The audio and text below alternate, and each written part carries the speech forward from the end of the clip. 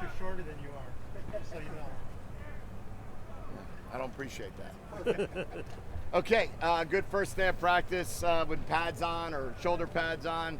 Guys got after. We've been out on the field a couple times now. I've had walkthroughs, so 5th time on the field, first time out in pads, and first time we've competed against one another.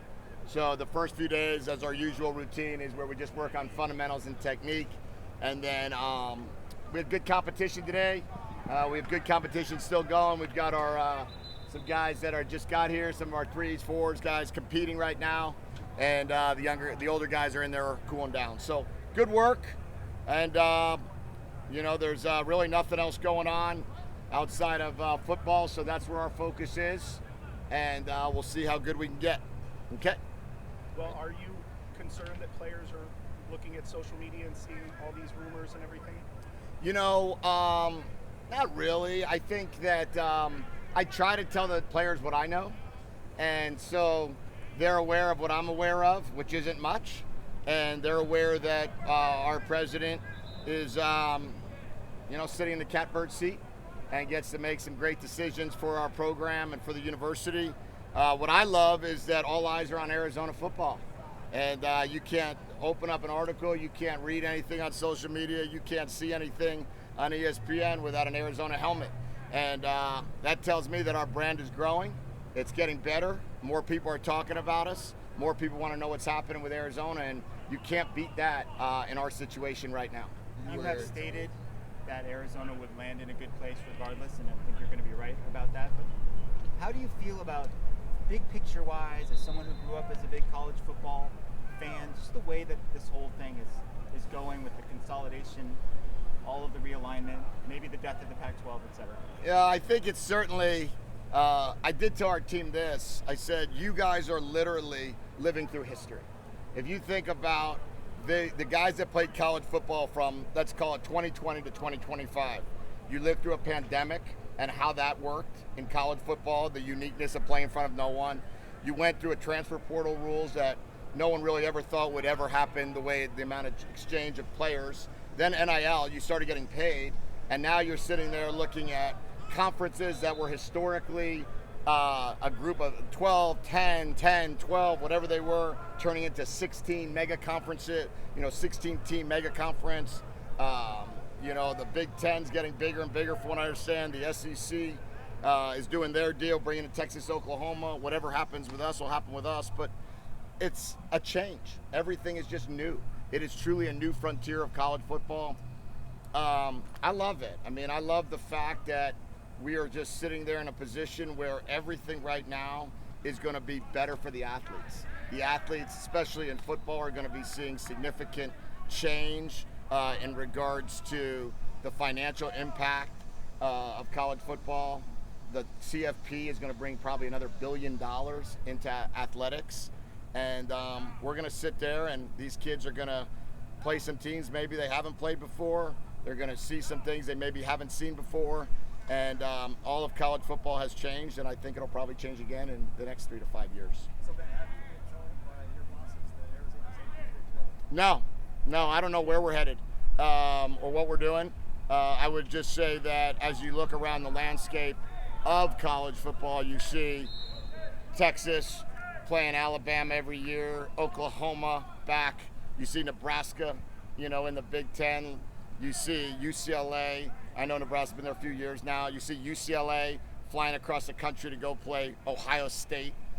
Things that these kids have never thought they could ever experience. And we all know there'll be more changes that go on, whether it be new teams coming in or us going out.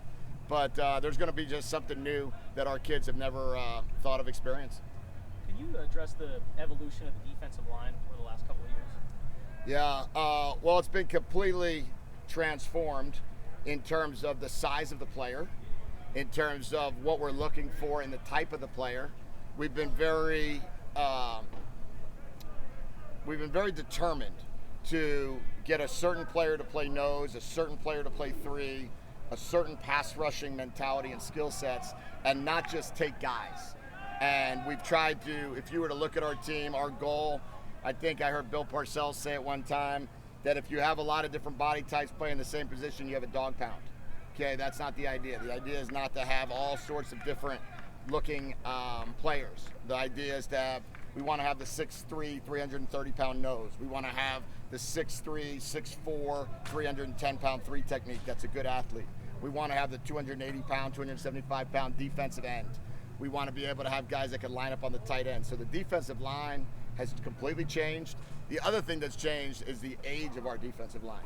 Our defensive line was super young last year when you talk about who was playing that second half of the year. Now we're playing with 4, 5, 6, 22-year-olds or older, 22 and 23-year-olds, and then the guys that were freshmen are now sitting there making them better. So it's pretty cool. And what have you seen out of a guy like Isaiah Ward? Isaiah Ward is a special pass rusher. He's got an elite skill set. What Isaiah Ward needs to do is understand that your job isn't only to be a great pass rusher. Your job is to be able to stop the run. Your job is to be a big enough player to line up and be able to, make a tackle miss with a bull rush, not just a speed rush. And he's got a lot of skill, but he also has a lot of things that he can prove upon. We're going to talk to Montana here in a little bit. What made you want to add him to the team? And then when it comes to the younger guys that maybe were thinking they had a really good shot at that third spot, what does it mean for them? Well, first of all, they do still. We didn't bring anyone in with any promises of starting. We said and we believe that competition is the central theme of our program. That's not changing. What Montana is able to bring to us, though, is somebody that has learned 3 different systems in 3 years. So he has experience to be able to quickly pick up offense. So we didn't feel like we were worried about whether or not this guy's going to take 6 games to figure out what we're doing. Second thing is he's tough. He was a guy that we saw could make plays on the one-on-one go ball, which was a spot that the Z receiver made for us. He was a guy that could break tackles when he caught quick screens and slants. He was physical, and then everyone I spoke to about him is they gave an A+ character recommendation. And they said that every player on your team was going to look up to him at some point in the season. So he kind of fit everything we wanted to bring in a guy that A, could potentially be a starter on day one, and B, be an unbelievable teammate. How does he end up in the portal then? He also had a great spring game. Yeah, and I think he made that decision. One more question. That he wanted to. Sometimes what happens is you're at a team and you've had a ton of coaching changes and position coach changes. We had some guys that went in the portal that really went in the portal because they felt like they didn't want to go through a 4th change at position coach or a 4th change with somebody. And they've continued to, feel as if, hey, I know I'm going to a new change, but I want to go somewhere else for the change this time around. I think Montana might have chosen that. I think Montana felt there was a great opportunity with the way we throw the ball. You're walking into a spot where if you are the starter, you're taking over for a guy that had 67 catches and 1,142 yards. And, traditionally guys that play that position in this offense, whether this offense is being run in LA or whether this offense is being run at UCLA or whether this offense is being run elsewhere, throughout the years, the Z receiver has traditionally had about 70 catches, has about 1,100 yards. So I think what he felt like, hey, if I get there, there's great production opportunity. What have you seen from the reaction from the other young receivers to Montana? He's been fantastic. When I tell you he's a great teammate, I mean, he did not walk in here and say, wide receiver 1. He came in here and he sat behind. AJ took reps, and Kevin Green was taking reps at the slot, and Jacob was taking reps outside, and that's not going to change for us. And then Montana's going to get some reps at Z, and we've got a lot of other good receivers that have found ways to help us. And with AJ and with KG and with Malachi Riley walking in here, there's a lot of great skill out there that looking forward to watching them all compete. That's our time. All right. Thanks, guys. Appreciate you coming out here. Appreciate it.